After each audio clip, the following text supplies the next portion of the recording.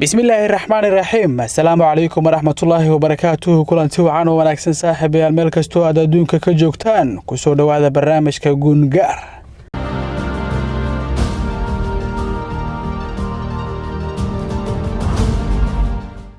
tabintan waxaan isdul taageynaa dhacdooyin xusuus iyo xasaasiyad gaar ah leh una baahan bidhaamin dhammaystiran. waxaan jawaab ka helnay sababta uu qof isugu qanci karo fikirka laynta dadka isagoo isticmaalayo diinteenna suuban qayb ka mid ah oo la fasir xumeeyey. maxaa lagu dooriyaa dadka oo kalifi kara in fikiruu xambaarsanaa qofka uu isku qarxiyo ama uu dilo qof kale oo muslim ah? weydiimahaasi iyo kuwo kale oo aadan meelaysan karin ayuu kaaga jawaabayaa barnaamijka Gungaar. ubaayicuka calaa kitaabillaah wa sunnati rasuulillaah وعلى سمع وطاعة. maqalka bayco waxay igu horeysay horaanteedii waxbarashada asaasiga ah ee dugsiyada nidaamiga ah, waxayna ahaayeen beecooyinkaasi bayca alcaqaba aluula iyo bayca alcaqaba athaani. marka laga tiriyo 11 sano soo saaristii nabigeena nabadgelyo naxariiso korkiisa ha ahaatee ayuu koox ansaarta ka mid ah heshiis la gala nabigeena. waxa uu ahaa heshiiskaasi mid loogu gargaarayo diinteenna suuban. sanad kadib waxaa nabiga ku soo noqday 12 qof oo ka tirsanaa qabiiladii Madiina ee Aws iyo Khasraj. way islaameen oo waxay qaateen diinta,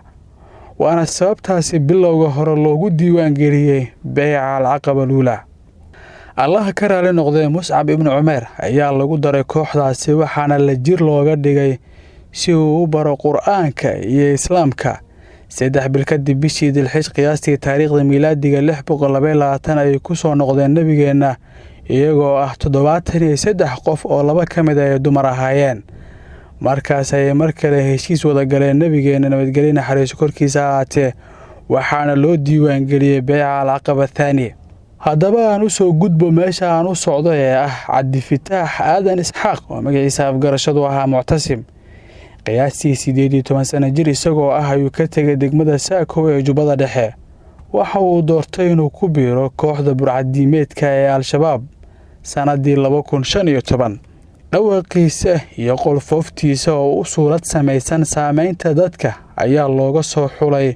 koox uu tababar kula qaadanaya Doodaale. waxaa loo xulay inuu noqdo daaci ugu yeero qayb diinta ka mid ah oo ay fasir wareeriyeen argagixisada Al-Shabaab wiilasha iyo gabdhaha ay qaldayaan, kuwaasi oo ay la degeen duruufaha dawlad la'aanta, abaaraha iyo faham la'aanta waalidiintooda oo ay u dheer tahay inay qasban yihiin, kuwaasi oo ku nool miyiga argagixisada kaga dhuumalaysato guud ahaan dalka. hadda waa 6 bilood oo dad nool lagu qancinayo inay gubaan naftooda ama ay dilaan dadka kale ee muslimiinta ah. maktabka tarbiyada iyo tacliinta waxay ugu yeeraan ayaa lagu daray Muctasim. waxaanse ka maqlay naqli aan ka bedelnayn beecooyinkii islaamka marka laga reebo inay ku darsadeen Axmed Diiriye oo ay u haystaan inuu wakiil ka yahay khilaafooyinka islaamka laakiin ah horjoogaha kooxda argagixisada ee Al-Shabaab. anigu marka maalinkaas ka horta baac ma ana aqoon sababtoo ah in waxa iska shacaba waa albaab ugu horeeyay laga soo galo. habeenkii adiga xilli waxay ahayd bacda al-maghrib oo kala uu soo bixiyay gacantiisa midigtu ii dhiibay. markaas wuxuu yiri waxaan ku wadaa bayco amiirkana ka socda hogaanka guud ee xarakada. wuxuuna ugu dhahay ubaayicuka calaa kitaabillaah wa sunnati rasuulillaah wa ala sam'i wa taa'a fi al-manshad wal makrah fi al-usri wal yusr wa ala atharatin alayna wa alla nunazi' al-amra ahla illa an ara kufran bawahan عندي من الله فيك برهان ما استطعت. erayada ugu la hadlay waa xasuustaa erayadaas ay ahaayeen. intii markaan ku dhawaaqay inuu yiri baadiya ku jirta hadii aad ka faaruqdana nafadaada qatar galshay mana ka hor imaan kartid mana ka faaruqi kartid. aniga markaas la soo taskiyeeyo la soo dameeyo qalbigiisa la keenay sidii aan baadi ku galay.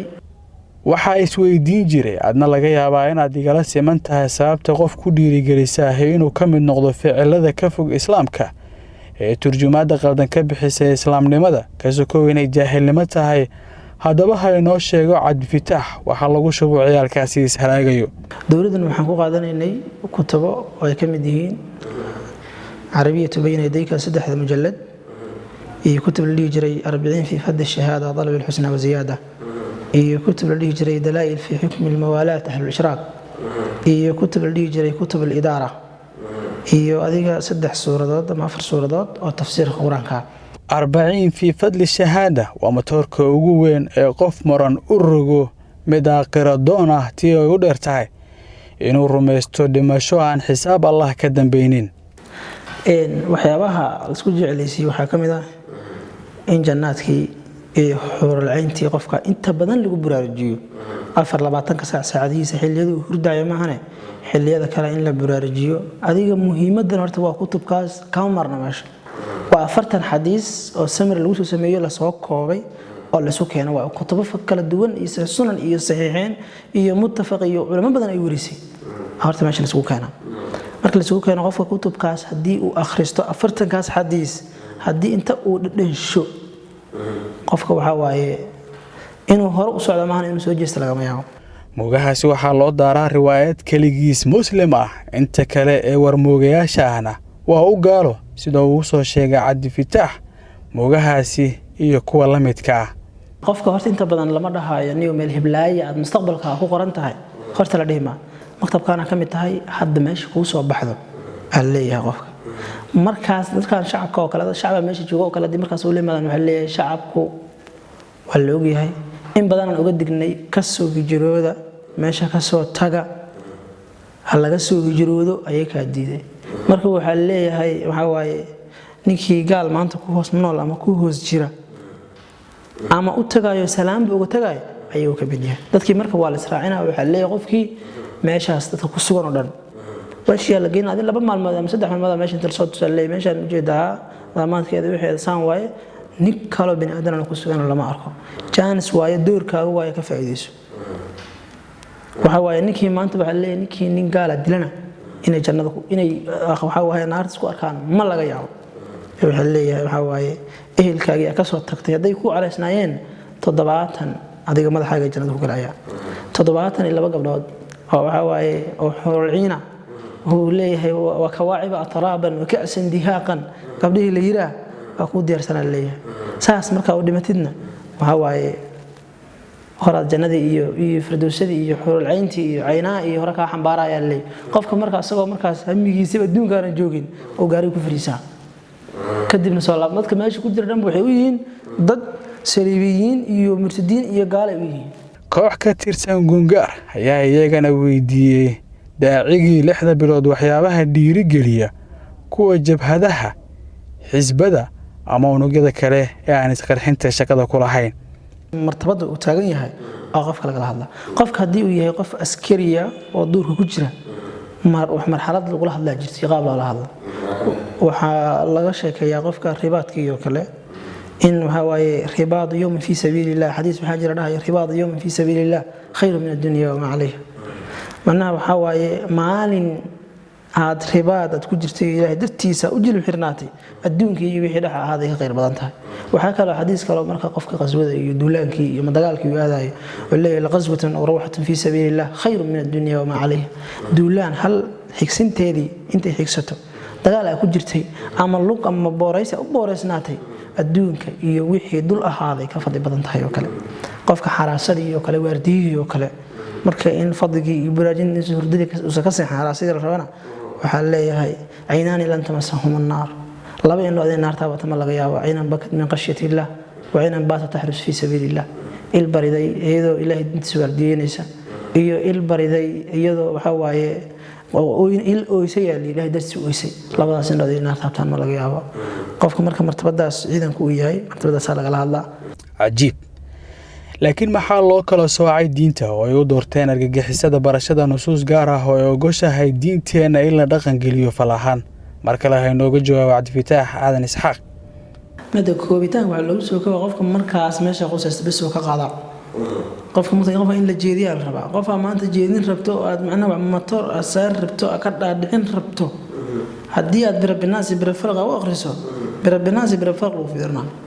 laakiin haddii aad tiraahdo infiru khifaafan wa thiqalan ma lakum idha qila lakum infiru maxaad u fadhisan daadada qofkani waa qorna aydaana bil hadlays waa istaag laakiin haddaan birabinaasi birabifalq qul a'udhu birabinnas dimaanta ku ilaalay qofkii wax ma qaadanaa laakiin haddii aan dhaho ma lakum idha qila lakum ilaaha kul allah meeshii istaag isla aayad kale wuxuu ku leeyahay maa lakum yaqilukum illa tanfiru hadaadan bixin yu'adibkum cadaaban aliim ilaahay waana ku cadaabayaa waana ka badal qaadanaya haduu ilaahay ku cadaabo maxaa meesha ku yaal qofkii markuu wuxuu ku leeyahay aniga cadaabtii iska badbaadina waa dhaqaaqaba marka suuradahaas dadkii in lagu baraarujiyo qalbigooda la gelsho inta badan lagu celceliyo qofka si iimaan qof motorka u fuulo uusan meel kale ugu leexo inta badan lagu akhriyaa Cabdifitaax Aadan Isxaaq ayaa isaga haray kooxda argagixisada ee Al-Shabaab kadibna waxa uu isku dhiibay dawladda Soomaaliya.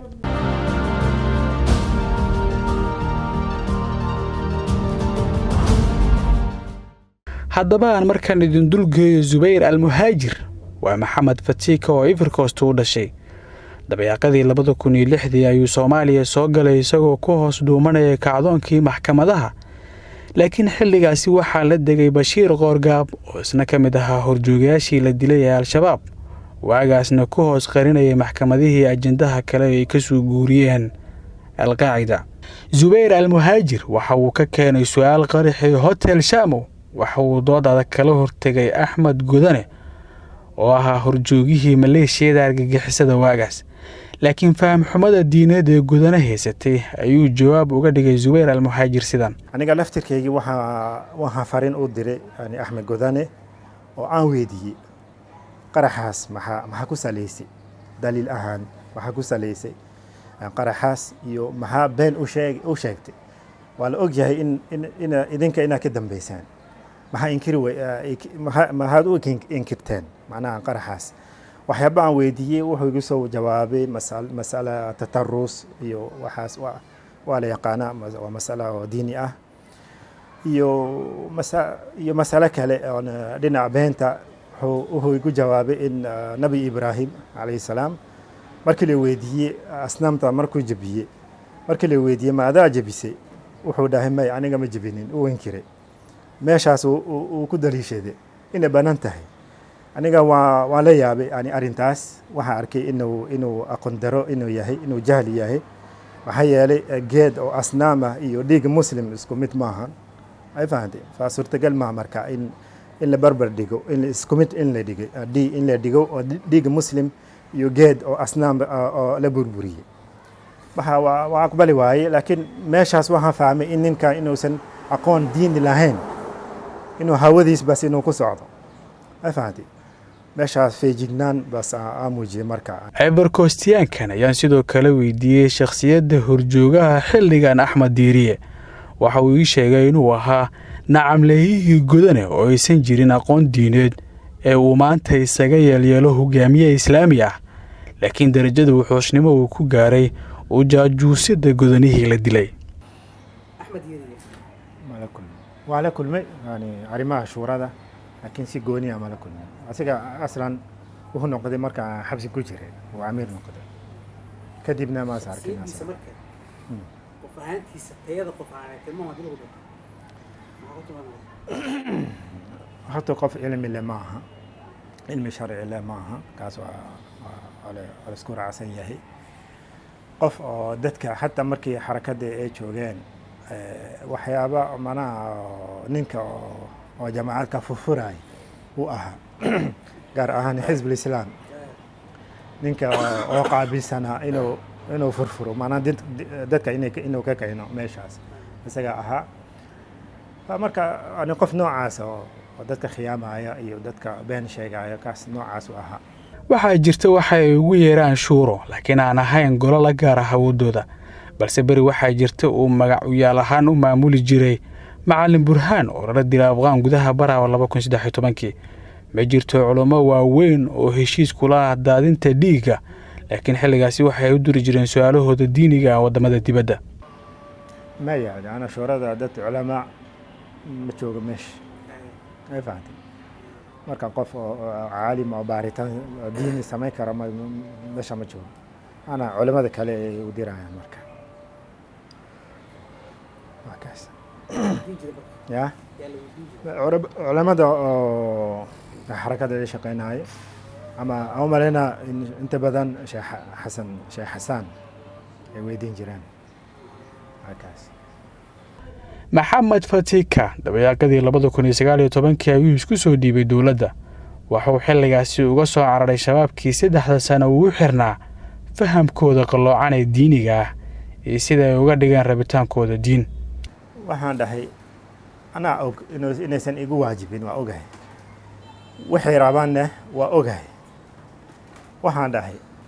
ii sheeg hadda canshuur haddaa iga rabta aniga diyaar waan ku soo tuuraa lacagta laakiin zakad igama weydin kartid maxaa yeelay zakad waa arrin diini ah ay fahamtay ka maamul ahaan canshuur haddaa iga rabtid dhib male waan ku siinaa lacagtaada laakiin zakada waa la ogyahay axkaamta zakada waa la ogyahay anaa og ay fahamtay zakad iguma waajibin aan ku dhahay canshuur haddaa rabtid waan ku siinaa lacagtaada laakiin zakad hay weydiinin ma ku siinayo zakad amiirkiis wuu u sheegay way soo waceen xafiiskooda way ku soo waceen galhariira dhexdeeda arrintaas waan ka doodnay macnaha zakada markii shariicada markii la fiiriyo waxay ku waajibtaa qof ugu yaraan alaabtiisa wadarteeda 1400 iyo wax la jira amal oo dollar u gaaro hadduusan gaarin nisaab aa la dhahaa nisaabkaas oo 1400 iyo wax la jira hadduusan gaarin zakad kuma waajibin shariicada saasay qabta aniga wadarteedii oo alaabtee oo dhan 400 meelahaasay ahayd ay fahamtay farqi weyn u dhexaysa 400 iyo 1000 iyo 400 waxay dhaheen may zakatan ka rabna waa ka yaabi ay nisaabka meeqa waay marka nisaabka sharciga meeqa waay waxay dhaheen waa $280 meelahaas aniga waa ogaadeen kaas inay khiyaano tahay ay fahamtay waan weydiiyey waxay fiirinayaan qiimaha oo qalinka ama fidada intaadan tagin ka hor yani xafiiskooda waan weydiiyey yani qof aan ka weydiiyey suuqa bakaaraha yani qiimaha halkii garaam oo fido waxay dhaheen waa $2.5 $2 iyo bar halkii garaam ما كتجينا مع تليفون أنا دات أول شيء يعني قف سوق جوا يعني ويدية معناها قيمها ويديا واحد هن وعلى بعد $20 بس وأكون دفتي يعني حساب تيجان سماية نساب كوحي نقطة كن يؤفر بقول ملاحظ وهو يدي في الددا ما قواي مرك ما قواي مرة وهي دهن يعني دبع عفرتن iyo 8 meelahaas yani $1 ka yar ana suuqa qiimaha suuqa waa $2 iyo bar ayka waxay ka dhigaan dibca 46 ama 48 saas waxay ku noqotay nisaabka $280 sababta ay saas sameeyeen inay hooseeyeen nisaabka si ay lacagta ka heleen dad tiro badan أنا ماشاس واحد جرا أو دكامة يرا أو دمرك أي فران ما فهمتي أو أدت كمساكين ده أي فران أو دكانة واوين أهين وهربان إن لا ينهك قاعدين ماشاس أي فهمتي هذا دهن قيمة هذه الفيري أو نساب كشرعي هذه الفيري أو كن يؤفر بقول تدبر ما بيحنايان سكتكم ما واجبين ما كخيانة ذا شيء إلي ماذا أي فهمتي marka waa u sheegay may kaas waa khiyaano waay aniga ma aqbalaha wax zakata aan idishinayo lama arko male bas waxay dhaheen bas waa ku kasban tahay lacagta inaad bixisid waa ku kasban tahay bas marka ana maadaama dib iyo waxaas dibkooda aanan rabin lacagtooda aan siiyey waa $11 ay ahayd lacagtooda aan siiyey arrintaas markay dhacday beeshaas waxaan go'aansaday beeshaas inaan ka baxo Zubayr al-Muhaajir ayaan weydiiyay haddii ay jirto dardaaran uu u diri lahaa dhalinyarada Soomaaliyeed oo iyaga ah xaabaha loo isticmaalo dabka lagu gubayo dalka waxaan ku dardaarmaa inay diinta inay bartaan waa ogahay shabaab waxay وهي مسكحة كشوان أن أنت عادة طاعة العمياء معناها طاعة أديك مقل وادع بس وحشق وسؤال أو ديني كاس على كشوان دورو ديني وقبن عيان وحاس على شيء عمير كذا خلافتي ساسا نقنا أما دمبيلا نقنا ساسا على كشوان ما فهمت إن الدين تود إن برتان أصلا إن علماء إن الدين تين وعديان دنيا رداس مسائشة الشباب كدولا يعني علماء إن كعدلا على ما فهمت إن كعدلان إن دتك دنيا إن وعديان إن كاس إن خلدنت يفهم كاس ما فهمت إن دتك أطران ما فهمت وأهل كاجا ما فهمت ما إن أسكدشي لأجل قف هبل أو كو أمر إن دشي قف مسلمة كاس وحق درع دين ما وافق سنة أصلا ما فهمت بس وحي عدد تلو عدي جرتو إن إسكدافان إن إلى يوتوبات كينان إن إسكدافان وحاس مصلحة دين تا ما كجرتو مصلحة دلك ما كجرتو مصلحة دتك ما كجرتو ما كاين إسكدافان إن دين تا إن برتان سيف يعني إن برتان سي وقادن وحي خلط أي وحي أو صحة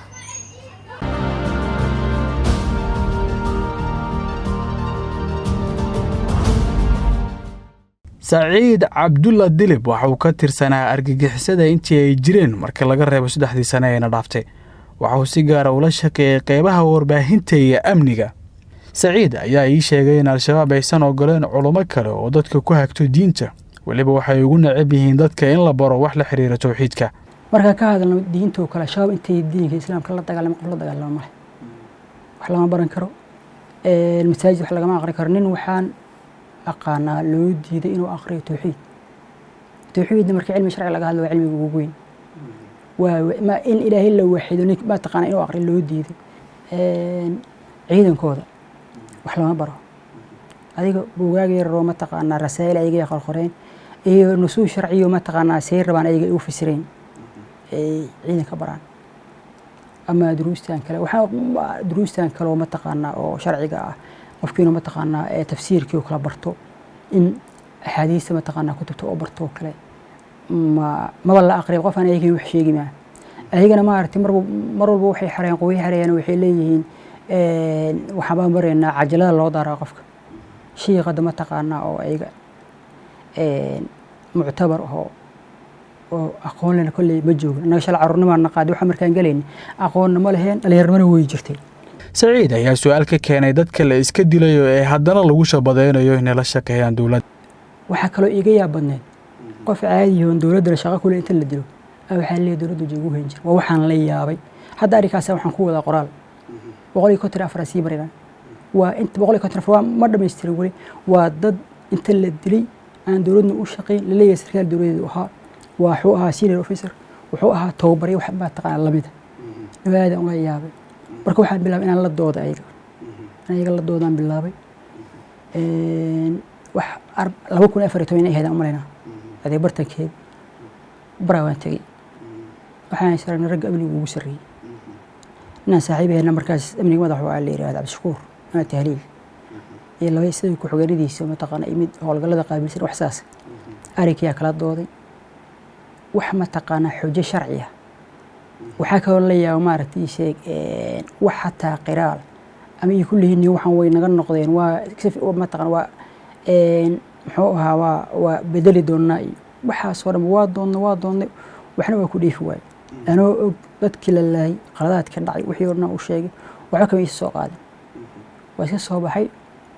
inama kaan wax loo sheegi kar markaa arkay go'aan waxaan qaatay inaan gurigayga isaga laabto meesha dhisay waxa jir markii aan ku soo laabtay kadib xamar soo aaday anigoo markay ii sheeg markaas marba markii ka dambeeyay waxaan sii arkay maxaan ku yiraahdaa ijraamkooda iyo ma taqaanaa iyo bahalnimadooda iyo ma taqaanaa dadku waxay ku sameynayaan waxa uu sidoo kale la soo joogay Daacish oo ay wada fariisteen horjooga Cabduqaadir Muumin oo argagixisada Daacish la xirtay qorshaha argagixisanimo kadib markii uu isku qanciyay shabaabka hogaankooda ay ku dulman yihiin beesha uu ka dhashay adaan marka ixtiraam badan u hayo in oday sheekh waxaan islaam taqaana oo Cabduqaadir ka ilaahay wuxuu yirnay inaan mar dhow timaadaan rabaa wuxuu joogaa markaas meel la yiraahdo sagaara badan waxay u dhowdaa tuulada maaragtay meegaag iyo maaragtay xumbays meelahaas qarri xisaaban yihiin laakiin meesha ugu tagay wuxuu ku dhan marka koowaad nihow ragaarana inaan noo bartay dowra inaad siiso maaragtay sheeg iclaamka iyo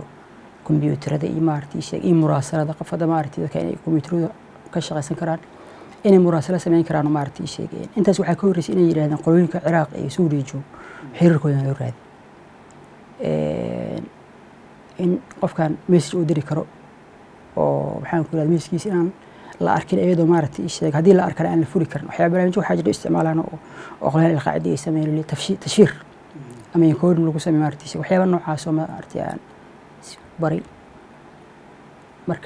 marka u dhameeyay odaygaan saragnay oo markaasna xamar soo laabto odaygaan saragnay waxaan ku irinay wixii shalay dhac waa la ogaa waa jihaadina iyo sharci islaam dhaqan gelina taan dhahna aan dad baabi'inay maantana anaga hadda maaragtay sheegeen meeshii yarna inaan ku laaban waxaan kaga doonaynaa markii hore waxaan sameynaa yaan diinaa su'aalaan weydiiyay waxaan ku yiri adeerow ka war maaragtay sheeg dagaalka Ciraaq haystay yanaga sumid baan ciidanka Ciraaq ka war iyo kuween wuxuu yiri ciidanka Ciraaq markii la arko dowladda Ciraaq markii la arko anoo kuweel awliyo noqonay ileen meesha maaragtay sheeg dagaal waxa ka socda oo daa'ifi oo maaragtay weligiis socon jiray intana dowladda Soomaaliya qof inkiri kara ma leh maaragtay islaam iyo muslim markii la yiraahdo wax kaga fiican maanta maaragtay ileen dowladda weligeed laba dagaal islaam cunno kuma ahayn marka waxaan waayahay kuwa waxaa jira mataqaana qabiil noloda meesha haddaan joogno kale dadka degan waxay nolol dirir doonaan biri inaan reeko furna ka warna ayadana waga aamusay waxaan ku yiri waayahay maaragtay sheeg waxaan rabnaa ru'ya sharciya oo ku saabsan maaragtay sheeg Soomaaliya oradana mataqaana adiga ka mid noqdo khilaafada nooga keen maaragtay ru'ya sharciya ku maaragtay sheeg saabsan Soomaaliya Saciid Cabdulla Dilib ayaan weydiiyay waxa ay u daliishadaan argagixisada laynta dadka aan waxba galabsan iyo burburinta goobaha gaarka loo leeyahay niyo qaraxyada ay sameeyaan anaga waxay yiraahdaan tatarrus oo la midi waxaas tatarruska inaga waxay sameeyaan wax shaqo isku leh ma tatarruska xilliga ma taqaana ay Soomaaliyiinta iyo muslimiinta dir jireen Soomaaliyiinta waxay sameeyeen jireen inay soo wataan rag maxaabiis oo markii hore ay hayeen ee gacan ka soo xiraan ma safka hore keenan si muslimiinta ma taqaana ay ugu hor istaagaan inay dagaalamaan markii dagaalka la soo galo rag muslimiin oo ma taqaana oo gacmaha ka xiran oo dagaalka hore joogo culum badan ka hadla marka in dagaalka la wado oo muslimiintana ay dhintaan iyo dagaalka in la istaajiyo kulli waxay isku raaceen maslaxada in la fiirnayo yaa qasaaro badan muslimiintan haddii la badbaadiyo oo kuwan ayaga haystaan dadka ka dhoorno maxaa anaga dhib ugu imaan karo haddii dhibkana nagu imaan oo badaniyo muslimiinta si dhibtoonayaan kuwan had dhintaan haddii laakiin ma taqaan wax iska fuud oo wax macna aysan gaarin dadka naftooda ay ilaalin karno in la ilaaliyo marka mar walba ma taqaan maslaxadii maartay culimada meesha jirto ay marka ayaga maxay sameeyaan yaa mata shacabkan ay leenayeen maanta maartay sheeg yaa gaal wuxuu ku soo watay shacabka ayaga ka soo carreen shabeellaha hoose maxaan ku yiraahdaa hiiraan galguduud dadkii oo dhan xamal soo wada galeen maqaayadaha weerarayaan ma dowladda joogtay mise gaala joogo waa aragtay ma taqaan Bees House waxa ka dhacay wali waxaan aad u la yaabo ninkan isqarxinayo ma taqaan shaqiga ah soo ilaahay u khudlaani intuu diro ma taqaan gabdhaha masaakiinta intuu dilo wuxuu la jirkooda ka ganacsadaan hadana marka aad waxaan u la yaabo waa isagoo ma taqaan daqaa'iq maxaan ku yiraahdaa ii sheeg ilaahay ugu dhamartay inuu la kulmo wuxuu sameeyay inuu naf ilaahay xaraantimi ma taqaan uu gooyo hadana gabadha cifadeeda inuu ku dhaco maartay shay uu yiraahdo jirkeeda ka ganacsanay ولا يحملون أثقالهم وأثقالا مع أثقالهم ولا يسألون يوم القيامة عما كانوا يفترون إلهي افتروا ما تقنا جلاس مساكين تكوسمي ويدين ومارت ويدين دونا مركا دت كان ما تقنا دت كلينا تترس وحشة كلها معه وهذا أبررين إلى اللايان قرح وجيد اللي قال لي أنا وحوا إلا هذا حمر نوض معه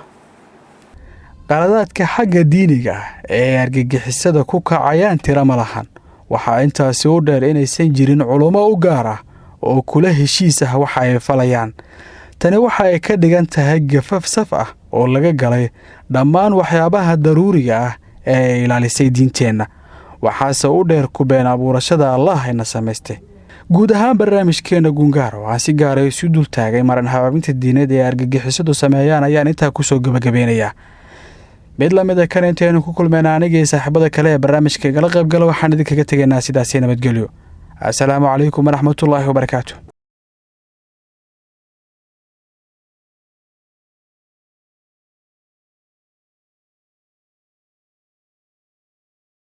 haddii ay jiraan xubno ka tirsan al-shabaab fadlan ka caawi inay ka faa'iidaystaan barnaamijka qaran ee dhaqan celinta isa soo dhiibayaasha si ay u helaan waxbarasho caafimaad iyo xirfad ay ku shaqo tagaan fadlan la xiriir lambarkan eber 6 furuhu waa 9 23 41 eber 8.